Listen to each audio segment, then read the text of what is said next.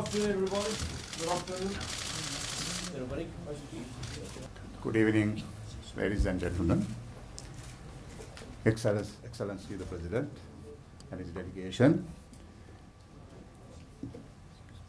For the first ever official visit, although you have visited Sri Lanka 3 times, would like to warmly welcome for this media briefing. I do not want to take much time. We had bilateral discussions with our President in the morning, and I learned that the visiting President, His Excellency the President, is no stranger to the media. He has been the direct information. In fact, I am proud to sit here because he had done my role much before me. So I think I'm delighted, honestly, to be seated with you and to share views in this discussion. Well, as far as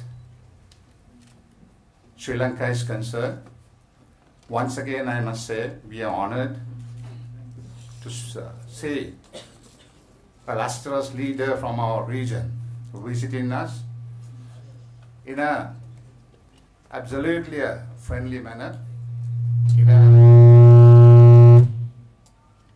as a serious friend, I would say, at this juncture. We are just not far away from Geneva. At this juncture, all our friends have gathered us and given us so much of courage, so much of strength. And among them, I think the visiting His Excellency takes a lead. And we are really delighted and really proud to have you here as our visiting President. And I would like to now open the floor, and perhaps my counterpart will take over from me, and if he has to. Is it? Yeah. Okay. So just open the floor for you. Thank you, honorable ministers from Sri Lanka, my honorable host, the Minister of Higher Education, and my honorable conductor of today's program, the Minister of Information and Culture, ladies and gentlemen of Sri Lankan press.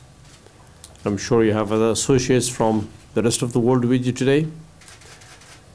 It's a tremendous pleasure for me to be visiting your very beautiful, historic country.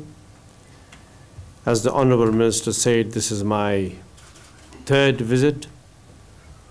My first visit was in 1993 when I attended the funeral of President Premadasa. Is that right? Yeah, yes. President Premadasa, as Deputy Minister of Foreign Affairs of Afghanistan. And then my 2nd visit was 2008 to attend the SARC meeting here. And my 3rd very fortunate visit is to visit your country as a guest of the Sri Lankan people, the Sri Lankan president. This time, having witnessed peace in Sri Lanka, the visit is qualitatively different. First, the reception this morning, and indeed on arrival yesterday in the airport, followed by the welcome this morning in the most magnificent, graceful Sri Lankan tradition and culture, was breathtaking. Me and my delegation, especially the ladies in my delegation, were enthralled by the presentation of the refined and beautiful and colorful Sri Lankan culture. Myself and the rest of the delegation were impressed by the organization and the capabilities of organization in Sri Lanka. To put it in a few short words, the welcome was brotherly, friendly, beautiful, and with depth of grace that Sri Lanka is known for.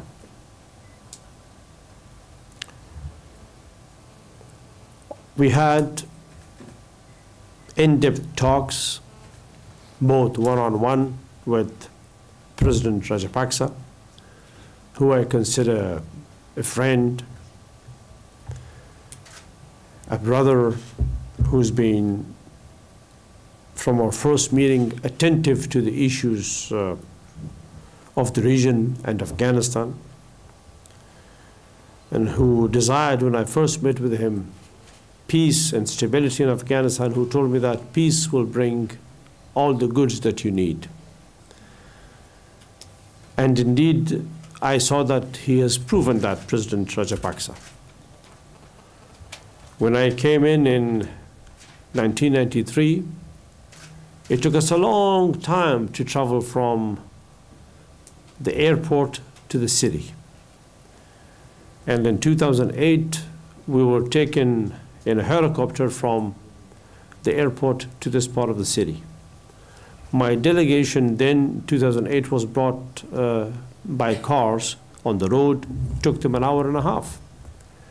Yesterday, we were all taken in cars on a lovely road trip that took only about 20 minutes or shorter on a good highway at par with any country, developed country in the world. Coming to Sri Lanka, I also studied the facts of Sri Lanka today. Your growth rate of nearly 8% annually, the growth of your GDP from $17 billion of 2006-07 to the nearly $60 billion this year. Your increase in income per capita from $900 to nearly $4,000 today.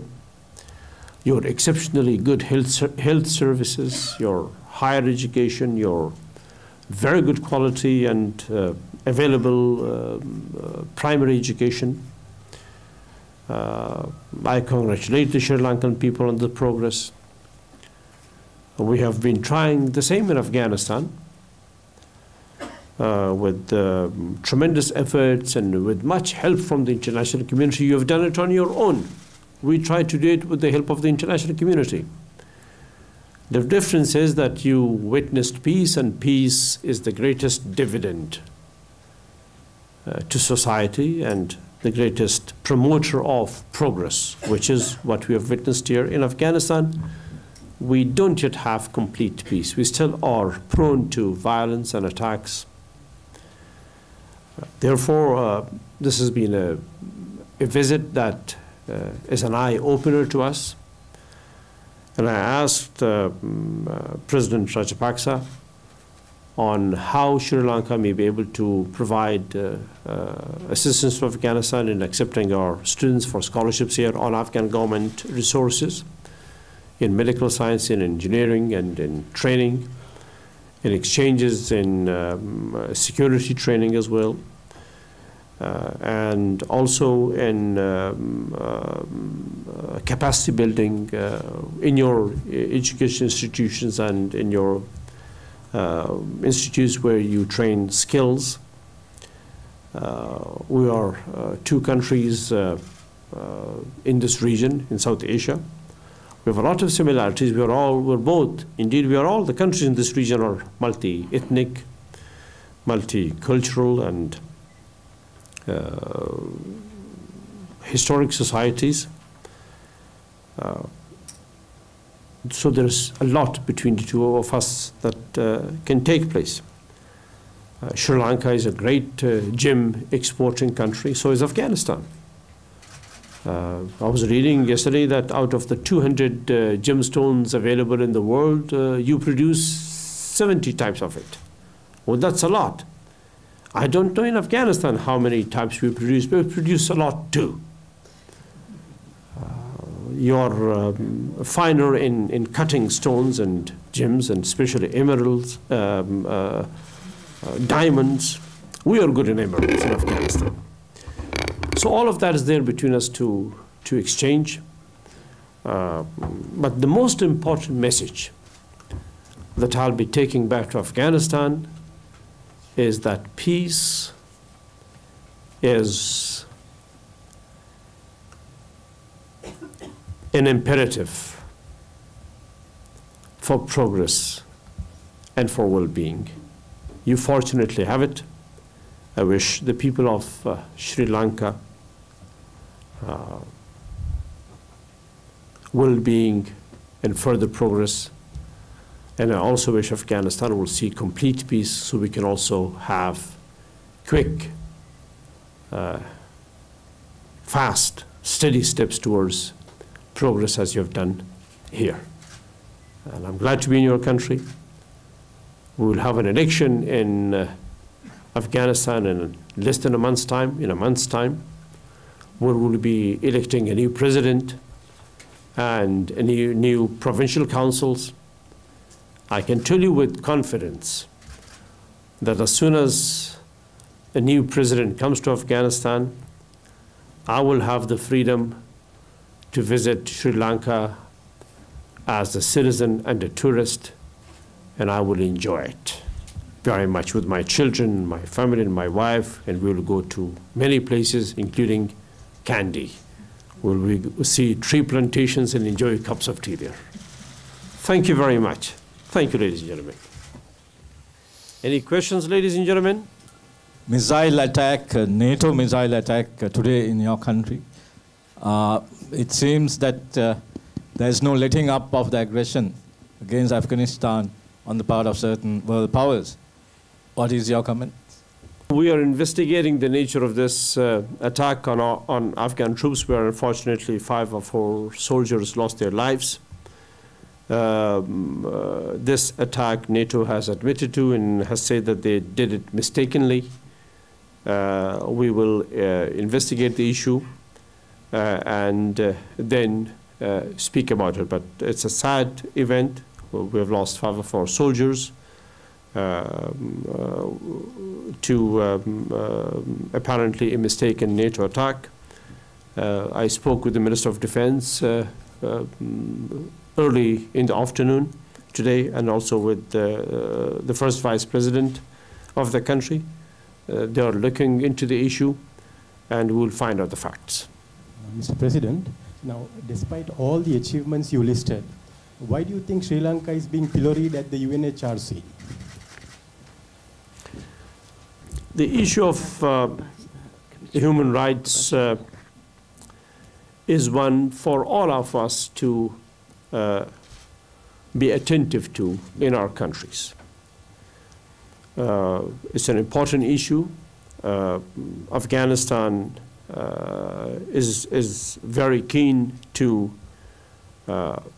make sure that our people are protected from violations of all kinds, and I'm sure the same is being done by the government in Sri Lanka.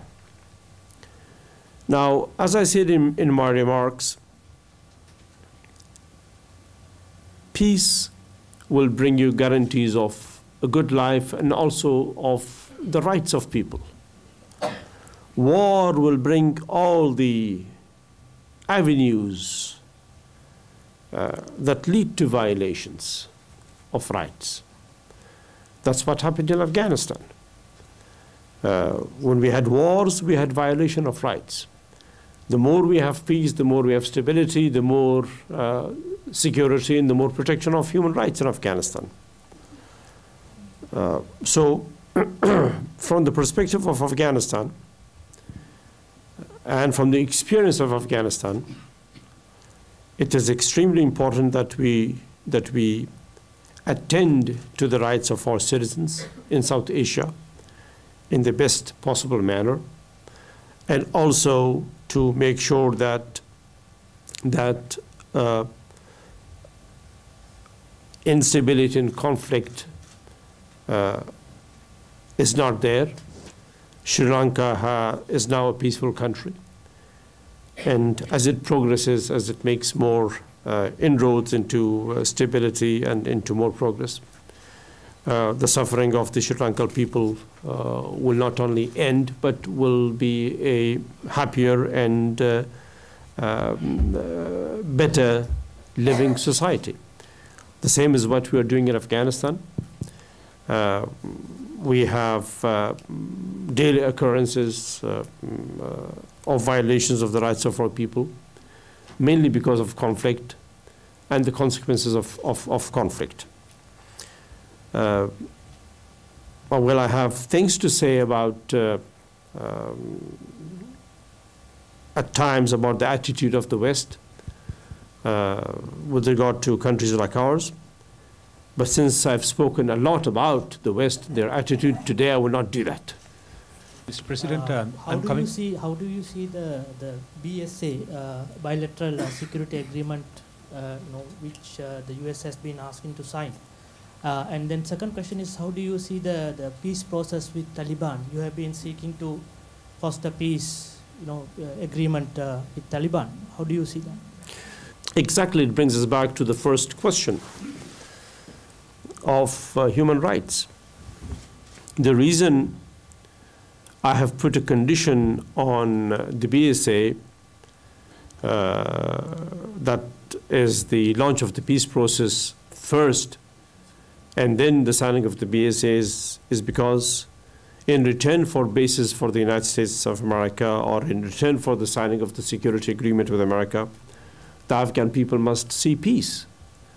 And through it, not only progress and fulfillment of the aspirations of the Afghan people, but also the protection of their rights, their human rights. The biggest violator of rights is a condition of war and instability. Therefore, in order to bring the fulfillment of our desires as human beings for a progressed society, a society doing well, and a society living within the rights that it should have, I've asked for the launch of the peace process, and I've put that as my condition. As soon as the peace process is publicly launched and properly launched, and I believe the United States can help in that with us, we will then be ready to sign the BSA. In the absence of a peace process, I will not sign the BSA. Mr. President, could you please introduce yourself before on the Taliban? Questions? Well, it's almost the same. We have had some indications from the Taliban for peace talks. We hope it can go forward. I'm from the Daily Mirror, English daily of the country. Right. My name is Sanjay Sekara. While killing thousands of innocent civilians in Afghanistan through their remote control drones, US leveled the accusing finger at smaller countries like Sri Lanka on human rights violations. What is your comment on this? Well, the loss of life is unfortunate. It's sad. They have, as I said earlier, the Western media and institutions at times tend to be blind towards themselves and quite open-eyed towards the rest of us. My advice to them would be that if they really want respect for human rights, they should help countries like ours establish peace and stability and an environment where the protection of the rights of the citizens of countries are guaranteed, and where those rights are preserved and looked after. Mr. President, I am Krishan from AP News Agency. I have two questions. First one is the security agreement.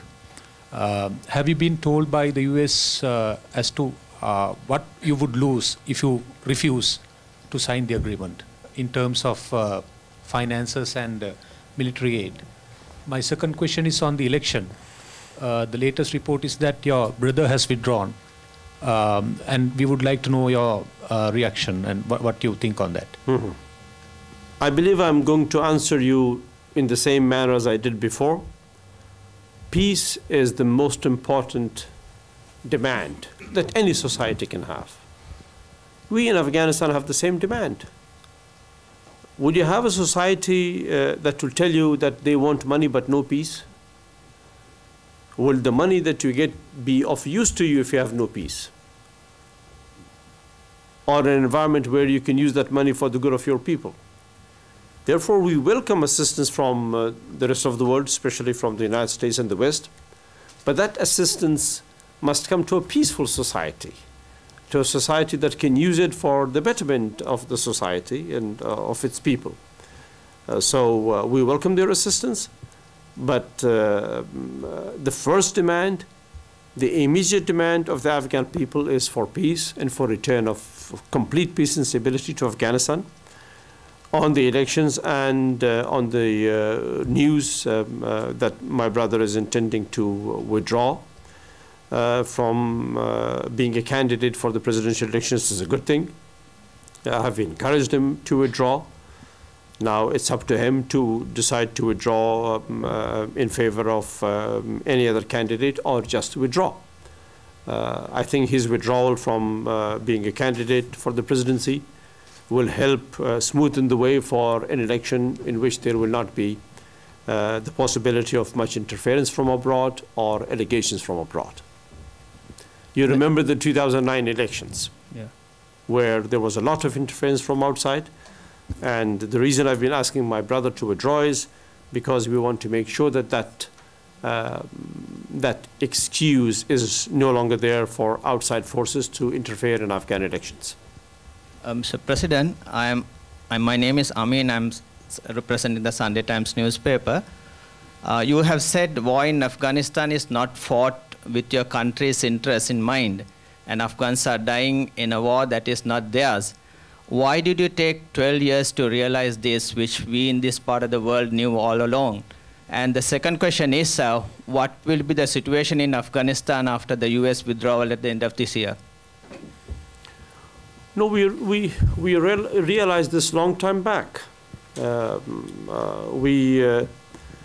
We want to be friends with the rest of the world, especially with the West. We want to be friendly with them. We want to have relationships with them. We want to have strategic partnerships with them.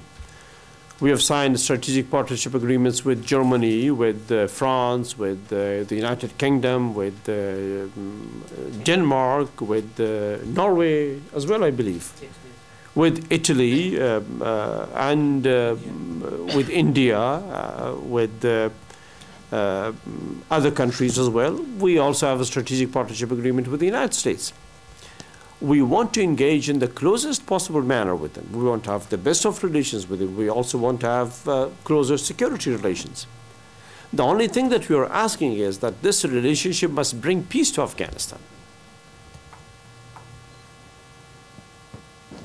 Because when you establish a relationship with another country, it should be with some expectation. On our side, on the Afghan side, that expectation is the return of peace and the removal of violence in Afghanistan on the Afghan people. And violence is indeed the fundamental threat to the rights of the Afghan people. So we want to end that. But we do want to have a relationship. On my remark, if you're referring to my Washington Post interview a few days ago, whether the Americans and the NATO and the West were in Afghanistan or for another purpose. I've said that the United States, their officials, their president, they have announced repeatedly that they are in Afghanistan to protect their own security, that they are there for themselves and for their own security. So we respect that, that they should have security, that they should have peace and stability in their own countries. It is only that we expect them also to respect our peace and security in return. The second part, what will be the situation after the US withdrawal? Will the Taliban be back? No, the Taliban will not be back. Our country will be peaceful and stable and good. And those Taliban who are Afghans, who want to be in Afghanistan, they're welcome. They're our brothers. We will receive them with open arms, and we will encourage them to participate in Afghanistan's reconstruction and send their children to school like all other Afghans and do well in their own country.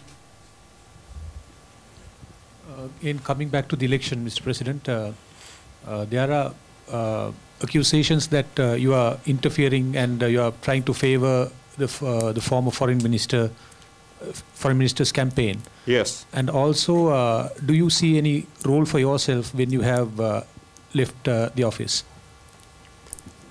I have only done one thing.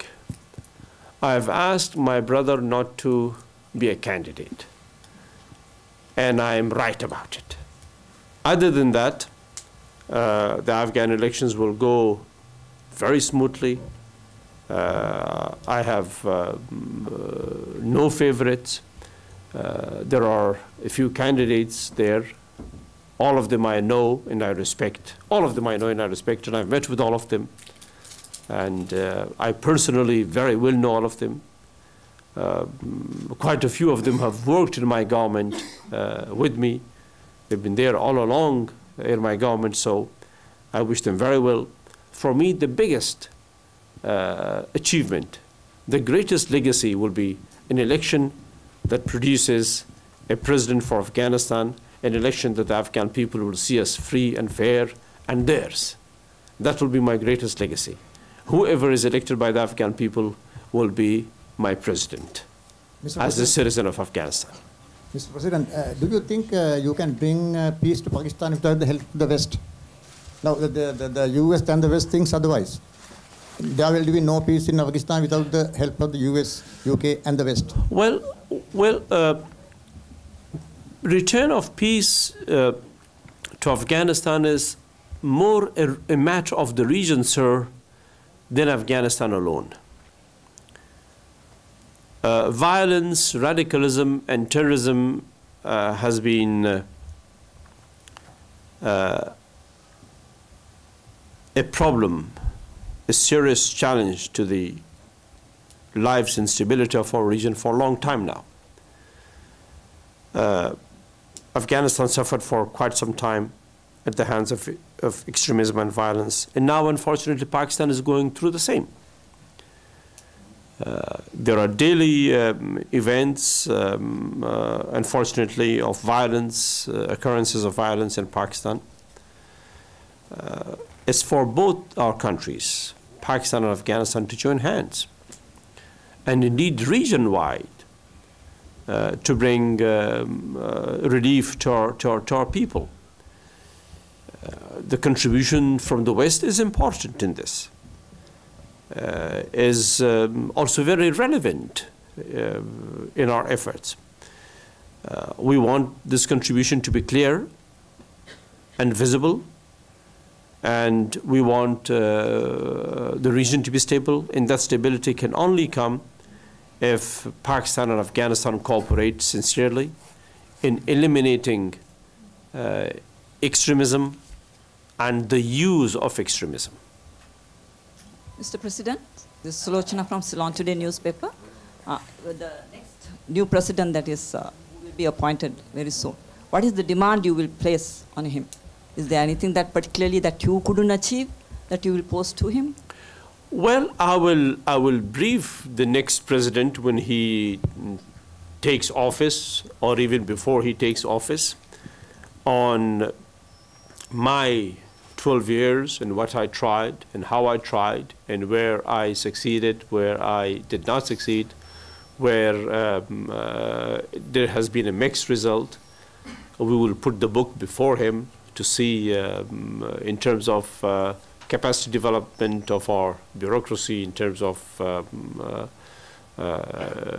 reconstruction, in terms of our efforts with other countries. I surely will also brief him about my visit to Sri Lanka, and will give him the example of Sri Lanka, of a country that has now become peaceful, and the progress that this country has made in the past 5 years is immensely significant for us.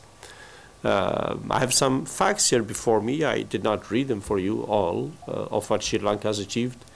And if Afghanistan can do the same, what you've done in 5 years, if we can do the same in 10 to 15 years, we'll be a great country, provided there is peace in Afghanistan. So I'll be delivering the office to a president with full detail of what we've done.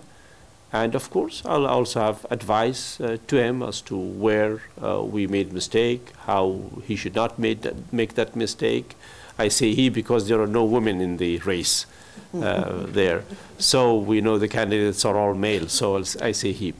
Therefore, yes, I'll be briefing him fully on the past 12 years and the expectations of the Afghan people.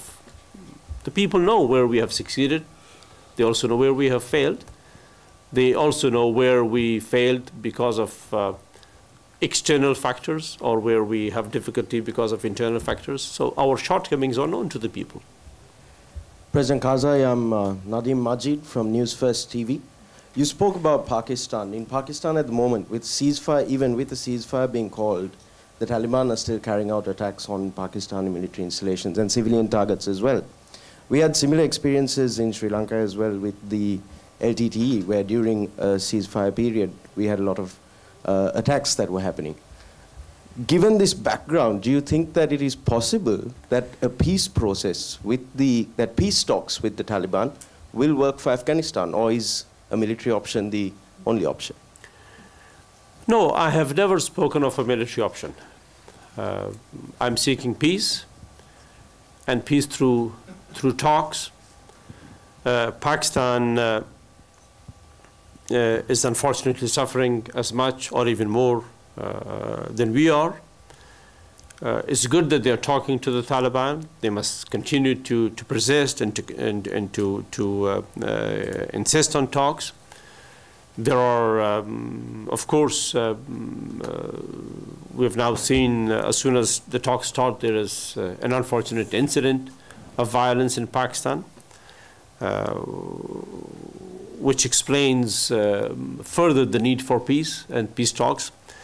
Certainly, talks between the Pakistani Taliban and the Pakistani government will have an impact on Afghanistan in a positive way, and will be replicated certainly in Afghanistan. So we are happy that they're talking, we encourage it, and we would like to join hands with them in helping them in whatever manner we can, just as we expect Pakistan to join hands with us and to help us in our peace process.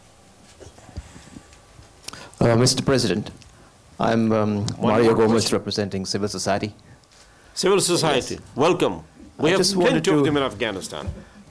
In 2 days, we mark International Women's Day globally. Yes. Yes. I was just wondering, in your 12 years, whether you think the status of women has improved in Afghanistan. Yes. And my second question is, what do you envisage as a role for civil society in reconstruction and rebuilding Afghanistan? Yes.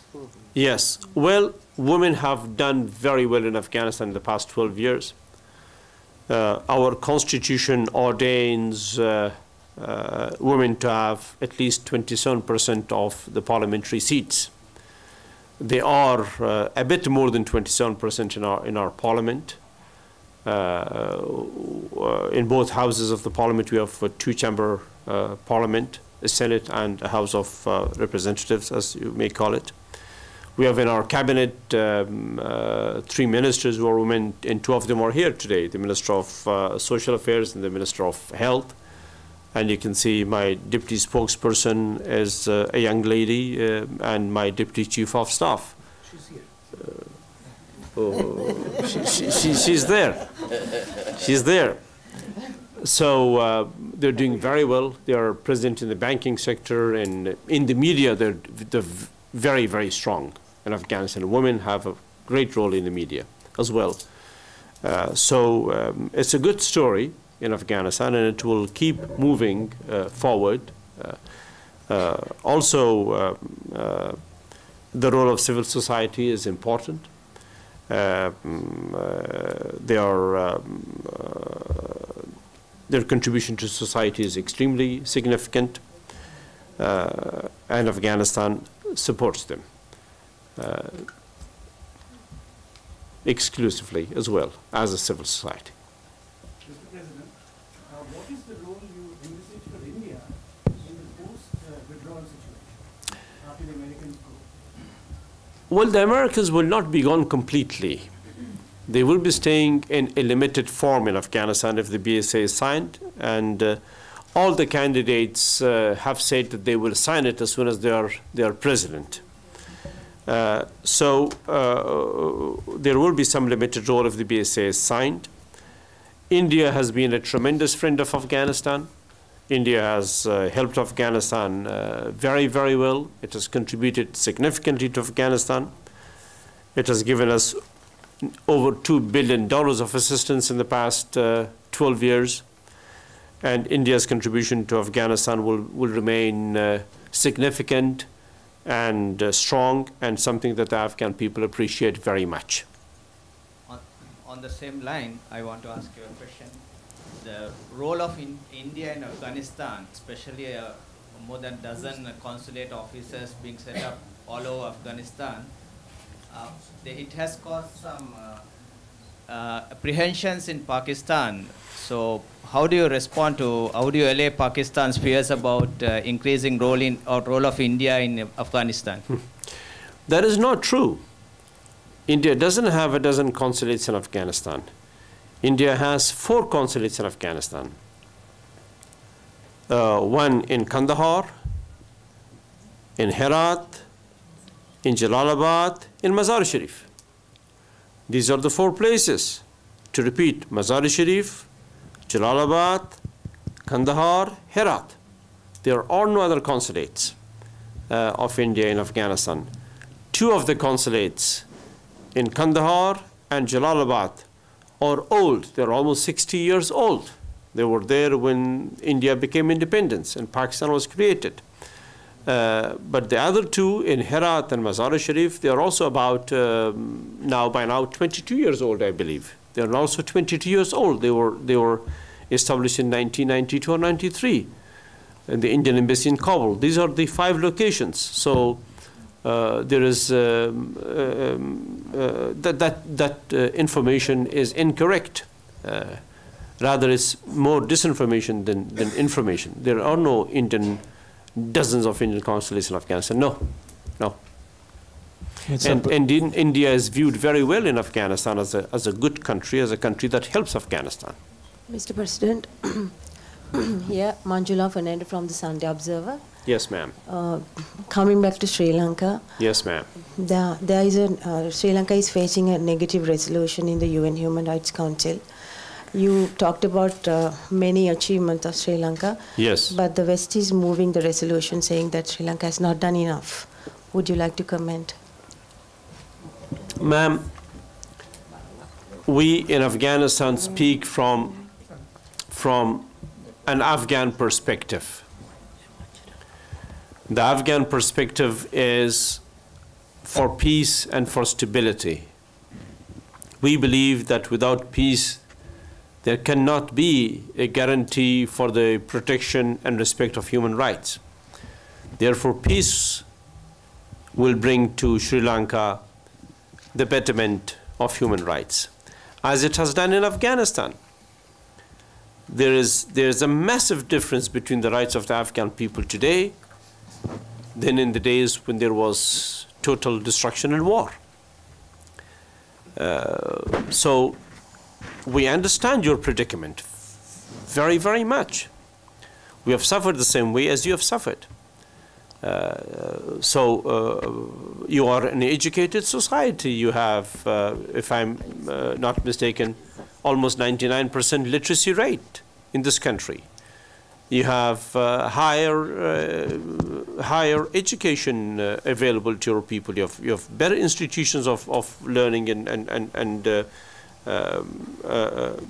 evaluation. So you are placed in the right place to do well with regards to human rights, with regards to the protection of human rights, and with regards to progress that you've achieved.